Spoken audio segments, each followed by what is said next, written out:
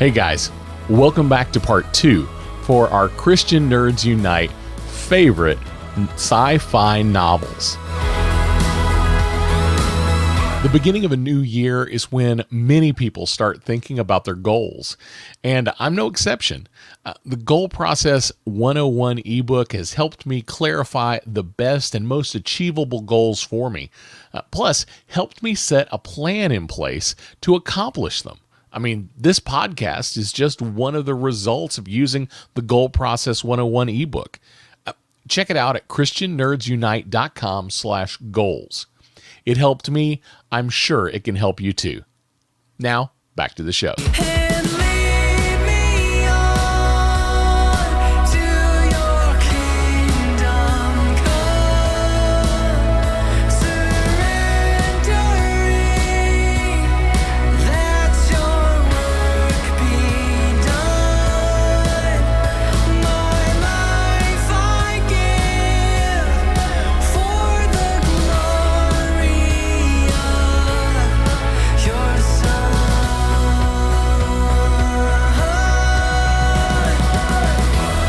If you missed last week, definitely go back and listen to last week's episode.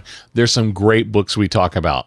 Now, let's get right into it and get right back to where we were for part 2. Now, one of my absolute favorites, and I probably read this once a year, Starship Troopers. Don't go see the movie. It's not worth it. The book is great. Robert Heinlein, 1959. If it's not the most controversial, it's definitely one of the most controversial books Heinlein ever wrote. It's a recruit from the future going through a super tough boot camp. The whole story is military based, and it's his journey in boot camp. He joining the Terran Mobile Infantry fighting against the enemy of mankind. It's set in the far future. The Earth's at war with an alien race. They're referred to as the Bugs. And then we also have another race that's kind of helping the humans called the Skinnies. Now, these are not their technical names, and I don't even know that the book gives them a technical name as far as their race. These are more the grunt military guy term for everything. And that is a big deal in this book. It is the grunt fighting on the ground military guy style book. So if you're into military books, this is a fun book, especially if you like sci-fi on top of that. It definitely is true hard science fiction, in my opinion. A lot of the inner workings are explained of how things function. It's sci-fi militarization. This is where we see some of the first powered armor appear, and that becomes a mainstay of science fiction going forward. So think about that. Powered armor. Somebody thought of powered armor to fight in a war in 1959. That's crazy to me to think that somebody in 1959 was futuristic enough to think that could be a thing. We're still not there, but I think it's possible we could get there. We also see an interesting bit in this book. We see these flashbacks of Rico, our main protagonist, as he's in class in high school, in a moral philosophy class that is trying to explain the culture and society that they live in. They discuss philosophical issues, moral issues, aspects of suffrage, who can vote and who can't vote and why. Civic virtue, what makes somebody good? Are people naturally good? They talk about juvenile delinquency, and especially they talk about war and why it has to be a thing or why it shouldn't be a thing. This book definitely leans into militarization and war being a good thing. A lot of people will say this is a novel that is has a fascist bent to it. I don't see it so much as a fascist bent, but it definitely is militarized. It definitely is a warlike book. Be aware if that is something that causes you issues. But I think it's a great read. There's a great story of Rico going to the military and separating from his family, being basically disowned by his father. We have this other story, later on we see them reconcile in an interesting way. We see Rico's journey from, kind of signing up for the military by mistake. Not mistake, that's the wrong word. He signs up for the military because his friend is, and because there's a cute girl there.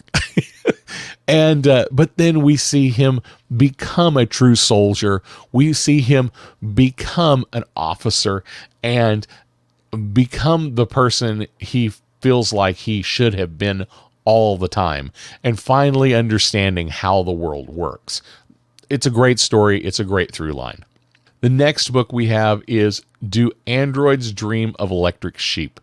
Now, most of you are going, what in the world? I have never heard of this book. Okay, if you've heard of Blade Runner, you've heard a little bit about this book. Blade Runner is based on the book Do Androids Dream of Electric Sheep? And there are a couple of themes in the title that I'll kind of explain as we go along. This book's set in a dystopian future. It was written 1968 by Philip K. Dick. So we've got a lot of this, turmoil. It's dark and gritty, much like the movie was. It is a dark and gritty kind of a crime novel. It's a police procedural kind of thing. There's some things like that going on in the book. We've got detectives and we've got bounty hunters and, all those things that you see in the movie are part of the book, but the story, the through line is a little different. We've got sophisticated off-world androids who turn against their creators and they secretly slip back to Earth. And the key here is that androids aren't supposed to be on the planet. No androids are allowed on the planet. Androids can only be used off planet, but they're coming back to Earth. I never feel like there's a good reason for them to come back to Earth, but they do. They have to be hunted down by these bounty hunters. And, Rick Deckard is one of the bounty hunters that is following the trail of these newly arrived sophisticated androids. Sophisticated to the point that you can't tell the difference between a human and an android without doing very special tests. And there's a couple of different tests that are named in the book to determine which is which. Now, there is a lot of different things going on here. We've got, androids not allowed on Earth. We've got people abandoning Earth or migrating off the Earth because the Earth has fallen to a nuclear fallout, and the people that stay, they're not as smart anymore and they're not able to have children, and so that's why a lot of people are leaving, but it's still a crowded world. There is this idea that people should keep animals. That just, you should have pets. That is a big theme in the movie. And this is why Do Androids Dream of Electric Sheep? If you can't afford a real animal, you can purchase for a much lower cost an electric animal. It looks the same, it sounds the same, it acts the same, but it's all electronic. You even feed it. You feed it, it poops. To everyone else in the world, as far as they know, your electric sheep is a real sheep. And Deckard has a sheep, and he keeps it up on the roof. That's part of the storyline as well. Something goes wrong with his sheep, and it malfunctions, and he has to take it in to get it repaired. And he's desperate to have a real live animal. All he wants is a real live animal to care for. And that is part of the story, that if you're human, you want to care for something, you should care for animals. If you're an android, you wouldn't care, and you don't care about it. There's a religion of sorts that comes into play. A lot of emotion is tied in with the book. Feelings, caring for people, emoting, joining in with this religious group that watches this guy climb a mountain every day, feeling his pain, feeling others' pain, finding androids that don't feel pain. And that's part of the idea of the test, is that androids can't pass the test because they don't have feelings. Humans can pass the test because they do. Now, if you're a little squeamish, some of the questions that are asked in the Voight Comp test are really disturbing. So just be aware if you read this book, there are some scenes that are very disturbing. In the end, it is pretty ambiguous as to whether Deckard is actually a human or an android. That is a big part of this story. Is he or is he not? And he is definitely led to believe that he might be, but it's never clarified in the book. And it definitely is a great book. I will say Blade Runner is a great movie, definitely worth watching. The book, Do Androids Dream of Electric Sheep, is a great book, and you should definitely check both out. There you will see major differences, and I think you'll enjoy the book on its own. Next, we have Dune by Frank Herbert, 1965. This is a book that, there was a movie that came out, I think, in the 70s. It may have been early 80s, called Dune. And then we're about to have another Dune come out, hopefully, if everything works out right, later this year, of 2021. So we'll see what that movie looks like. But it's a feudal society. There is, there's the houses that are in charge of different places and different worlds, and they're passed from father to son. We've got kings. It definitely feels like a medieval novel set in the future, and we have a substance called spice. The trade in this substance is super important to the economy. It's a drug that extends life. It enhances mental abilities, and it also is required for space navigation. So it's super important. It's only available on this one planet, and whoever controls that planet controls the spice, and they basically control the galaxy because of it. And this book follows the adventures of Paul Atreides. He's the son of a betrayed duke, and he goes to this planet where the spice is. He's adopted by nomadic people in the desert, and he comes to age and becomes one of their leaders, and becomes kind of a messiah figure for them. And he, is able to finally succeed in the end. Now, there are 5 other sequels in this series. I have not read all the other series. I will say this is a very dense book. This is a thick, long book. It's good. It really is good. But be aware, it's time consuming. It is not an easy read, but it is great. We see a lot of political strife, a form of, like I said, the Messiah kind of situation, and a lot of feudal infighting between families. We have a pseudo-religious group with a a semi-religious name.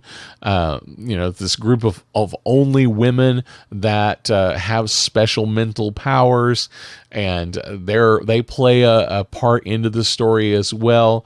We've got the kings that are the leaders. We've got the desert dwelling people that are starting a jihad.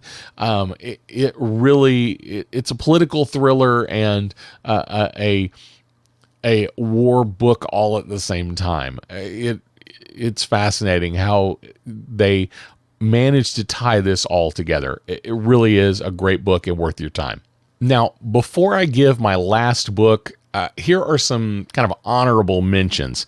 Now, I won't say any of the books I mentioned earlier, they're not in any particular order. I really, really enjoy all of them. And I really enjoy the books I'm about to mention, but I think they are a little harder to get into.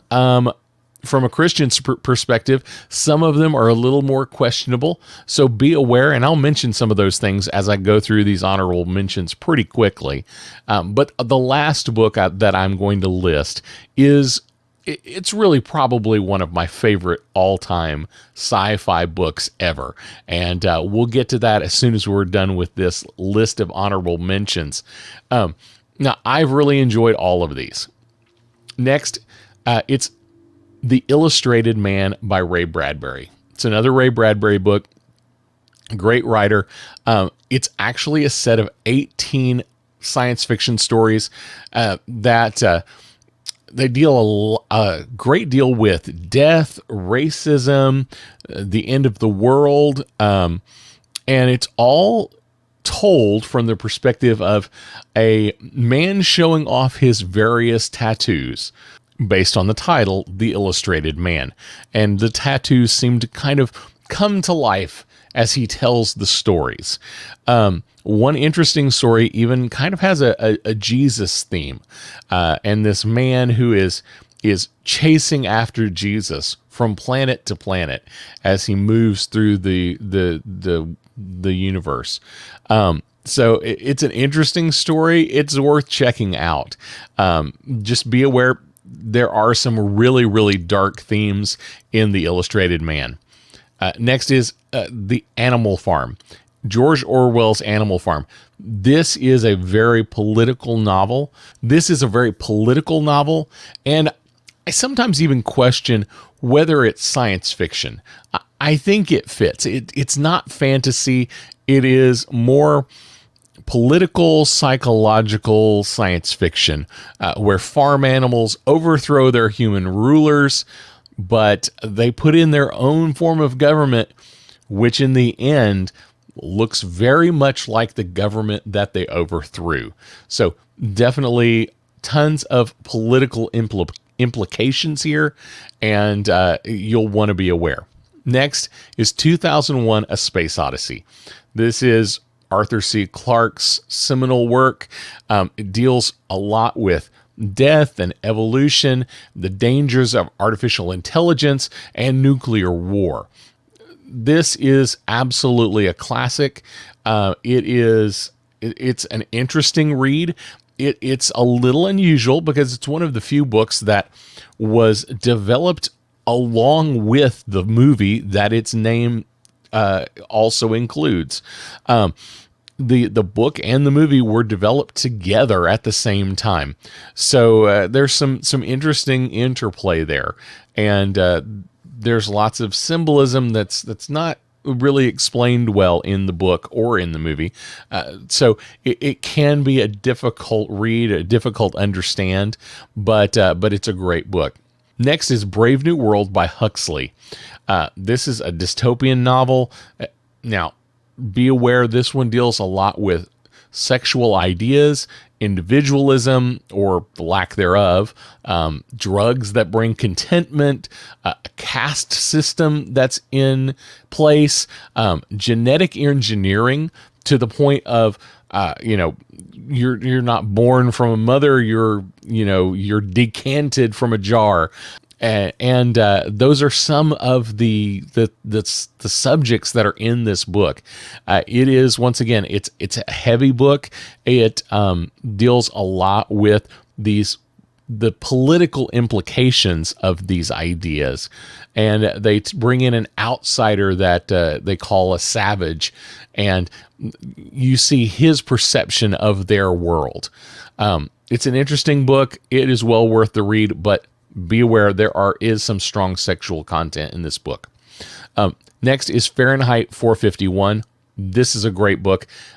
It probably should have made my main list, but it just ran out of spaces, honestly. It is a great book. Once again, a dystopian novel where totalitarian regime has ordered all books to be burned by these people called firemen, because now firemen set fires instead of putting them out.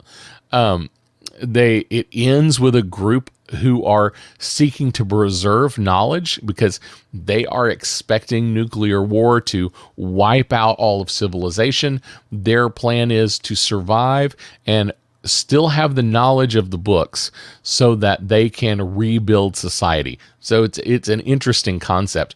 One of the themes throughout this book is that the Bible is one of the books that's actively being saved. And I think that's a great thing, to throw into our Christian podcast, that it is actually, the Bible is listed as one of the books that is being saved, and it's one of the prominent books included. Next, we have George Orwell's 1984. Now, it's 2021, and the book 1984 is being thrown around a lot nowadays with all the political upheaval that's going on. Once again, this is a totalitarian novel, a dystopian novel. There's a government that watches over all the citizens. Big Brother is watching you. They're changing the meanings of words and removing words from the dictionary. They are rewriting history to match their narrative. Once again, be aware there is some strong sexual content in this book as well, and it is kind of a major theme in the book. So be aware of that outside of those totalitarian government ideas. But it's a fascinating read. It is something to be considered anytime you're thinking, have we changed the meaning of words over time? 1984 definitely addresses those ideas. Next is Stranger in a Strange Land. This is another Robert Heinlein book. I mentioned earlier, his book called Starship Troopers, which I absolutely love. Stranger in a Strange Land is completely different sci-fi. They are not related in any way, but a man that's born on Mars has special powers that the Martians teach him, and he comes to Earth, and he becomes treated almost like a messiah and starts basically his own religion. Be aware, once again, there is a lot of strong sexual content.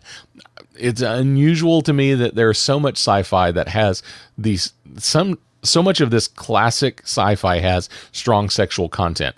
This book definitely has a lot of that. Be aware. Next is A Clockwork Orange. This is Anthony Burgess. Most people are familiar with this book or with this movie. A dystopian novel rampant with drugs, sex, and ruthless violence. It is a brutal book to read, but it is fascinating. Now, let's talk about my final choice. This is, like I said, it's probably my all-time favorite book, and it is The Martian Chronicles. Martian Chronicles, it's Ray Bradbury, 1950. The idea that there were Martians, that kind of idea was rampant in the 50s, that they might exist, that there's something out there. It should be thought of less as a novel and more as a collection of stories. And in this instance, the Martian Chronicles are each individual story kind of builds on the next. Not every single one, but a lot of them are like, early exploration is where we start. And, we have the first expedition and then the second expedition, the third expedition. Then we have colonization later on. So the stories somewhat build on each other or may reference back to one of the others from time to time. Now, depending on the edition, there may be around 20 different stories that are in the Martian Chronicles. Different editions will have a different number of stories. They're all really great. They're all fairly light reading, which is another reason I really like this book. Is it is light science fiction. It's not hard science fiction. It's an easy read. It's enjoyable. It's fun. And there are some dark subjects that go along with it, but it can be an interesting read. The stories explore, like I said, the early expeditions of Mars, what happens to those astronauts, as well as, full Mars colonization, the human race escaping Earth as it falls into nuclear war. Those are the kind of backstory that you're running with in this book.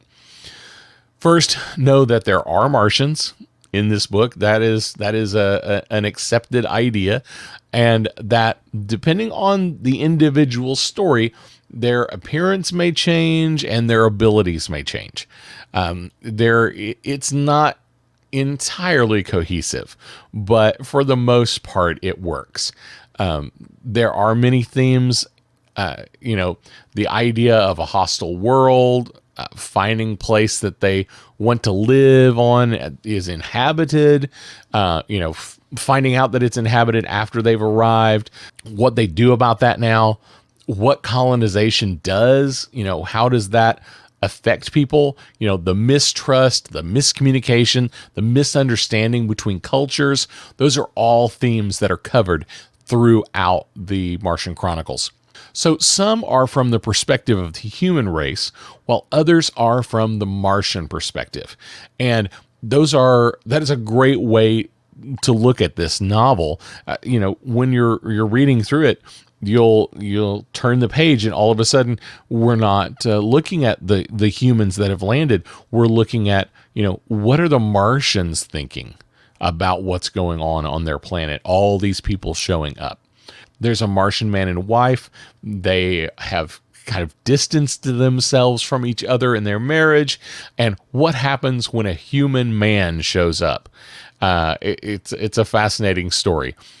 One of the other cool stories that I really like is it's actually usually one of the last, if not the last story, a family they're trying to save enough money to send one person to Mars. That's all they can do. They could build one rocket. They can afford to build one rocket and send one of their family members to Mars. And after much discussion and, much thinking, the father just changes his mind, and rather than building a rocket that will take them to Mars before the Earth is destroyed in nuclear war, he builds a model rocket where each of their family members can join in, get in the rocket, and enjoy a quote unquote trip to Mars. And then at the end, the assumption is that they will succumb to the destruction of the Earth along with everyone else, but they'll do it together and they will have had some enjoyment along the way. This one is my favorite story. It's fascinating, and it comes from a Christian perspective, at least what someone would say, these are questions a Christian might have to consider at some point if extraterrestrial life was real. And, whether you believe it is or isn't, I'm not going to have that debate at this point, but that's the storyline. What does a Christian do when you find out Martians are real? This one is where the Martians definitely appear differently. And there is some conjecture as to why they appear differently, whether they're really Martians or whether they're a Martian projection. What I mean by that is many of the stories have situations where the Martians are able to read the minds of the humans that are arriving before they show up. That's number one. Once they show up, they're able to use those thoughts and ideas that they've picked up from them and be able to project into their minds things that really aren't there. Things as simple as just, a small place, or as complicated as a full town with all of their relatives in them. So this story, the question is, are these Martians that we're seeing, or is this a projection that was picked up from something that one of the members in this story thought of while he was on the way? So it's called the fire balloons, and it also appears in some editions of the Illustrated Man. So be aware, you may see this story two different places. It's a story about an Episcopal missionary expedition, and they are going there to cleanse Mars of sin. And they're discussing on the way what that means. Are they there to, preach to the human race that has started colonizing, or are they there to preach to the Martians and to save the Martians?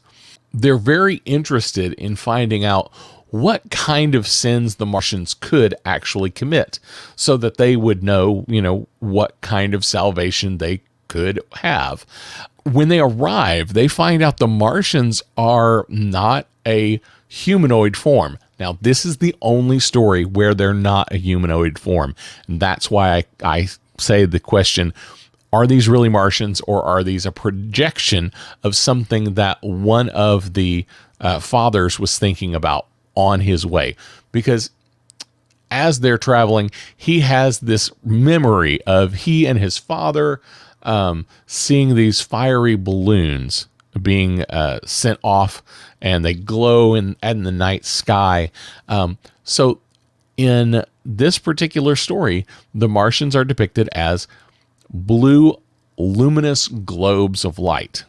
In all of the other stories, the Martians are humanoid forms with a bronze-colored skin. So this one's different. They are blue, luminous globes of light. So the priests go and they run into these globes of light, and there's a couple of situations where they have an accident, and the globes save them. And they had heard that stories like that before from the townspeople. So the globes saved their lives. So then they basically put the globes to the test, and one of the fathers on purpose falls from a height, and the globes save him. In another instance, he attempts to shoot himself, and the globes save him. He decides to build a church. So in 7 days, he builds a church for them, and it's designed for them. It has imaging that resembles them. He has a Christ-like image, which is more like a blue globe than what we would see as a Christ. After, having kind of a discussion or a meeting with these blue globes, he finds that they are virtuous, and the priests return to the human settlement to cleanse it of sin, because they feel like these blue globes, these Martians they have no sin, so they don't need the priests. Now, that's a fascinating story. It's fascinating to think about that idea. What happens if extraterrestrials are real? What does that mean for Christians today? How do we evangelize? What does that mean? It's a fascinating mental exercise. But I'm not gonna, like I said, I'm not gonna have the argument as to whether or not extraterrestrials are real or not. But it is a fascinating idea. If you are interested in that idea, you should also check out C.S. Lewis's essay titled Religion and Rockets.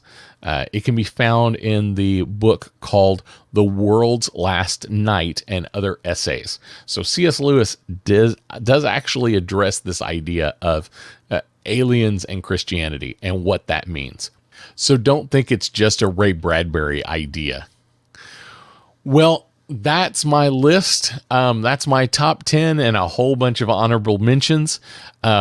This was a two-part episode, so if you're just getting into the show, definitely go back and check the previous episode, part 1, for the first half of the books that I talk about.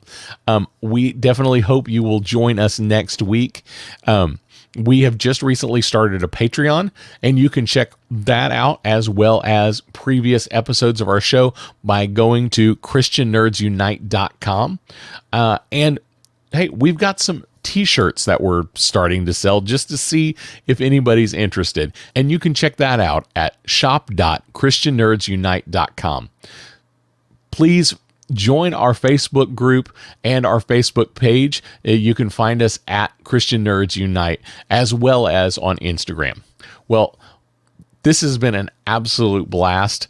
I did a survey and I was amazed at the number of people that had read these books and that were excited to hear about them. So I had a lot of fun putting this last 2 episodes together, and we will see you next week.